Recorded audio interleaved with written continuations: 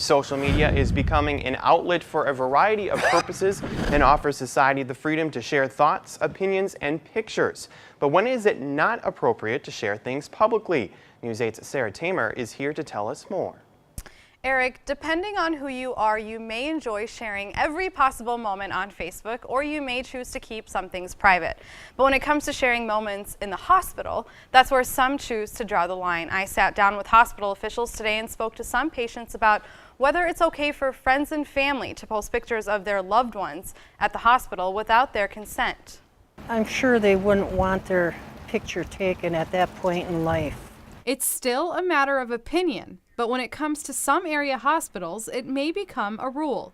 It's something that's a possibility. I know that our social media team reviews kind of processes and procedures to kind of see what are things that we need to keep an eye on and things that we may need to put procedures and policies in place for. It's common for friends and family to share photos on Facebook of loved ones at the hospital. But if patients aren't conscious, the family may want to think twice. It just depends on the situation. I think families kind of have to keep in mind of what their family member would want. And I think that's the most important thing. For some patients, the freedom for family members to post as they please poses a real concern. I have a son that was visiting my brother when he was dying at Veterans in Milwaukee. And he was in there about 5 hours before my brother passed away.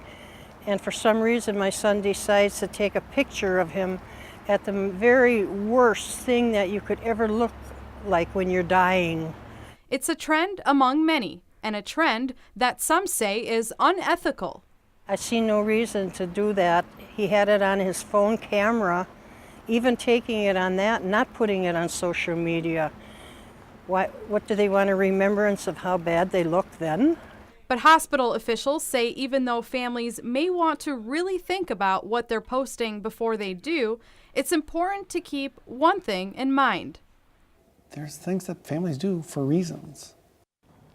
We received a statement from Gunderson that reads the following. It's not possible for hospitals to monitor every situation where a patient family member may be taking pictures and posting them on social media, so patients, families, and friends are advised to use good judgment. When it comes to staff, they are encouraged to ask for discretion if they see something that makes them uncomfortable. Now, Sarah, if hospitals were to move forward and place guidelines, how would they do so? If hospitals were to move forward, they would most likely provide a form for the patient to sign saying they authorize friends and family to, of course, take photos of them and post them on social media. All right, thank you so much, Sarah.